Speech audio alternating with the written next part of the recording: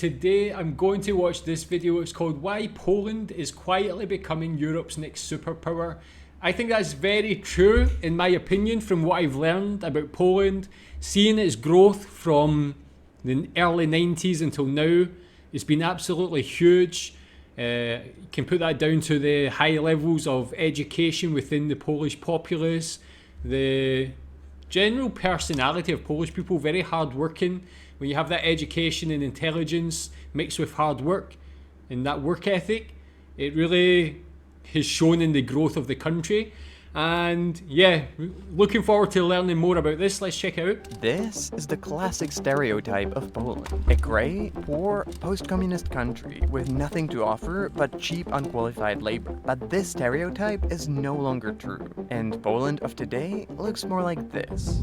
In the past 30 years, Poland went through an incredible transformation, growing more than any other economy in Europe, and faster than Asian tigers like Singapore, South Korea, or Taiwan. Today, Poland is emerging as a major technological hub. The Polish economy might overtake the UK by 2030, and after years of suffering from a massive brain drain, highly skilled Poles are now coming back home. Yeah, that's very true. What he mentioned about overtaking the British economy is what I learned on a previous video, that within the next decade or so, the GDP per capita is actually going to be higher in Poland. So people are actually going to have a higher average wage in Poland. So we've always heard from politicians in the UK about Polish immigration to the UK. In the next 10 years, you may actually see British immigration to Poland, British people coming to Poland to try and earn more money, which would be an interesting turn of events, but it makes sense. You see in the UK has been very badly managed by politicians, inept, ineffectual politicians and government in the UK, as well as a very complacent workforce. If you compare it to Poland, the workforce are hardworking and motivated. In the UK, very slow, not very hardworking at all. And you can see the comparison in the mentality between the two countries, and you see why Poland is prospering right now. And it goes way beyond the economy, as Poland is building one of the most powerful militaries in Europe, and quickly becoming one of the most influential European countries. As all of these changes continue to pick up pace, it's getting impossible to ignore Poland's growing importance. But there is still one thing that could destroy the entire Polish miracle. A threat not from the outside, but from within. So how did Poland manage to become Europe's biggest success story? Why is it doing so much better than everyone else? And what is the challenge threatening to end everything that it has achieved? This is the rise of Poland. Yeah, tell me more about that. Tell me what you think the reason for the success of Poland is. Is it good governance, good politicians? Is it being part of the EU? Tell me what you think the main reason for the rise of Poland is. But first, a word from the sponsor of this video, Blinkist. Right now on Blinkist, I'm reading On War by Karl von Clausewitz, probably the most influential book on military strategy in modern history. It's a book that I wanted to read for a long time, but I never really managed to get to it because, well, it's 700 pages long and not exactly an easy read. And that's why Blinkist is so useful. Blinkist is a service that helps you find the most valuable books and podcasts and understand their key ideas in bite-sized pieces of content so that it doesn't take more than 15 minutes. They have over 6,500 titles available to read or listen to as audiobooks. And now they have a new feature called Blinkist Spaces that allows you to create your own space where you can add, share, and recommend titles from the Blinkist library, all in one place, including with people who don't have Blinkist subscription. Right now, you can get 25% off Blinkist annual premium and start your 7-day free trial by clicking here. So thanks Blinkist for sponsoring, check the link below to subscribe, and now back to the video. But to understand why Poland's transformation is such a big deal, we need to understand where it started from. In the 20th century, after becoming the first country to be invaded by Nazi Germany and losing 20% of its population in World War II, Poland became part of the Eastern Bloc, as one of the Soviet-controlled satellite states. Like in the rest of the Eastern Bloc, the 40 years of communism were times of deep economic isolation, stagnation, and overall hopelessness. Poland had to import the Soviet system of centrally planned economy, where state owned almost everything, private businesses were mostly non-existent, and since they were basically a Soviet colony, the Polish economy was subservient to interests of the Soviet Union, and forced to make, buy, and sell whatever Moscow wanted it to, whether it made economic sense or not. As a result, the centrally planned economy was deeply dysfunctional and mismanaged, crippled by constant shortages of basic goods and lack of resources. When the communist regimes of Eastern Europe finally fell in 1989 and Poland became free and independent, it emerged from behind the Iron Curtain as one of the poorest countries in Europe, with highly dysfunctional infrastructure and public services, and with basically no experience with capitalism and participating in a global economy. The average salary was 10 times lower than in Germany, and the country was struggling with hyperinflation. In other words, it wasn't a country you would bet on to become a major success. Yeah, and that's what I love about Poland from what I've learned, especially when it comes to the economy. Having that growth in about 30 years is remarkable. Something Poland should be used as an example for every country in how to achieve growth, how to manage the country. Is so impressive. But skip 30 years ahead into the future, and that's exactly what happened. So, how did Poland do it?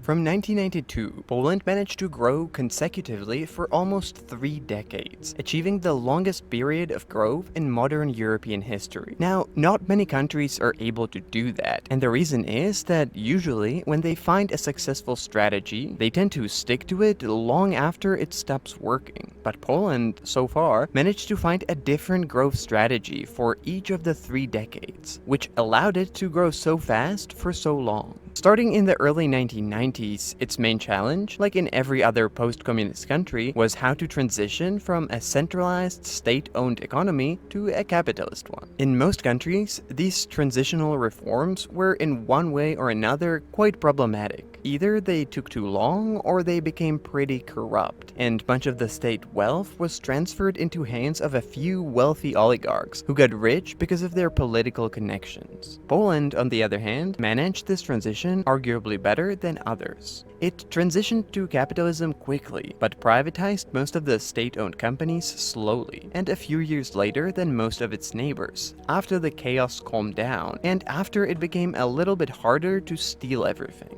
Thanks to that, it became pretty much the only post-communist country without an economy dominated by oligarchs, and without an economic crash in the 1990s. I mean, that in itself is very impressive. The fact it was able to steer away from corruption that you could see in the other countries in that region. Obviously, that just puts it at a great point to start with already. But yeah, just looking at how they were able to adapt their strategy over time, having that flexibility is something, yeah, a lot of countries just don't want to do for some reason. But yeah, let's find out more.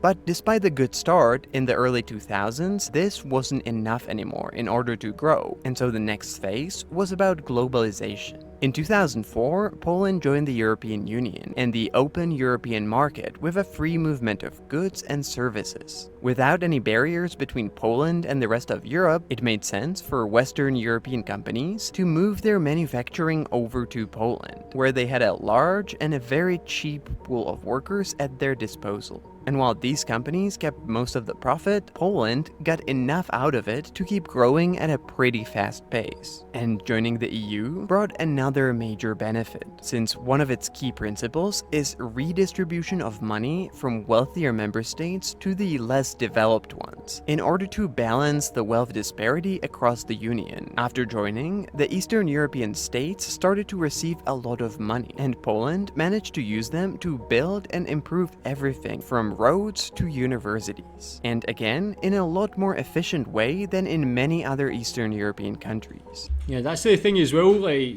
people can argue about the advantages and disadvantages of the EU. Of course, in Britain, over the last decade, maybe longer, a lot of people have been very anti-EU, and obviously you see how that culminated with Brexit. But you can see Poland is a great example of a success story from the EU. They've been able to use that membership and really get everything out of it they can, which is exactly what it's there for, is to help Poland, as a smaller country at the time, were able to kind of invest the money they receive from the EU and really grow the country. Other countries maybe didn't use that opportunity as well as Poland, but Poland very responsibly did. But that can still only take you as far, and many countries following a similar trajectory eventually fall into the so-called middle-income trap. If your economy is based on providing cheap labor for foreign companies, you can only grow to a certain level. And if you can't offer anything else apart from that, and you don't have any major companies of your own, you're stuck. But so far, Poland seems to be avoiding that. 15 years ago, foreign companies were coming in to hire low-skilled and low-paid workers for menial labor. But today, they're coming because Poland has one of the largest pools of engineering talent in Europe. And instead of warehouses and basic factories, companies like Google are opening research and development hubs. Now, that said, Poland is still relatively poor, at least compared with most of Western Europe. But the growth so far has been impressive and unusually inclusive. Average wages in the country massively increased, while inequality remained low. And so it's not a growth that would only exist on paper, or only help select few, but it actually trickled down to the rest of the society. And there's one more area outside of economic growth where Poland has been getting a lot of attention lately, and that's its unprecedented military buildup. Yeah, so just to go back just briefly to the growth coming from that capitalist start, or attempting to implement capitalism, to globalization, to the high-tech economy.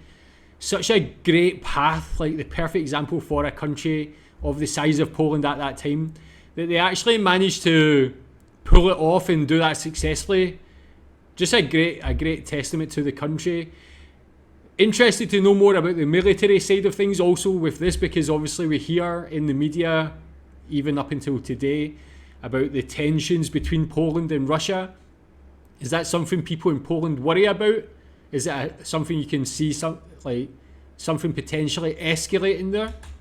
Historically, Poland has some good reasons to be a little paranoid. Stuck between Germany and Russia, it has been invaded, partitioned, colonized, and stripped of its independence time and time again. And even though today it's in NATO, this historical memory is still there. And while most European countries were taking their peace dividends, Poland has kept military funding at one of the highest levels in NATO. And after the Russian invasion of Ukraine, it went into an overdrive. It announced that in just a few years, it will increase its military spending to 5% of its GDP, higher than any other NATO member, double the size of its armed forces to 300,000, and buy thousands of tanks, fighter jets, and other military equipment.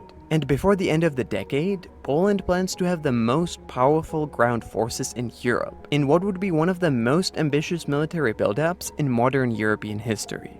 Now, that being said, what Poland has achieved so far is impressive, and what it plans to achieve even more so. But it's yet to be seen if all that will actually happen. Despite its successes, there are some significant risks that could kill the entire Polish miracle, and not everyone is so bullish on Poland's future. For a long time, demography has been considered the #1 threat, as around 500,000 people have left the country in the last 30 years. But now it looks like Poland managed to reverse this trend. In recent years, it has seen a reverse brain drain, as Poles and people with Polish heritage living abroad have started coming back to the country. And since the country took in over 1.5 million Ukrainian refugees, the demographic trends are looking much better. And so there are really two major risks. First, while the growth has been impressive, Poland has not actually avoided the middle-income trap completely. So far, it's still massively reliant on foreign investments, and although tech centers are being opened in Warsaw, they are set up by foreign companies rather than by Polish ones. And while that brings jobs and growth, once again, there is a limit to how high you can grow, since most of the profits will always end up leaving the country in the end. In order to break into the big leagues, you need your own domestic giants in sectors with high added value, and Poland doesn't have that, or at least not yet. But the far bigger risk is of a completely different nature, and it concerns a part of the Polish story that we haven't touched on yet. The thing is that Poland is a deeply divided country, so much that we can almost talk about two different Polands. One liberal and progressive, and the other deeply conservative and religious. Yeah, tell me more about that. Is that a real concern as well? Is that a real thing? Is it really split like that? I guess a lot of countries are like that. You see the US has definitely got a split. UK has that split also. I guess it's quite common, but I don't really know much about it with regards to Poland.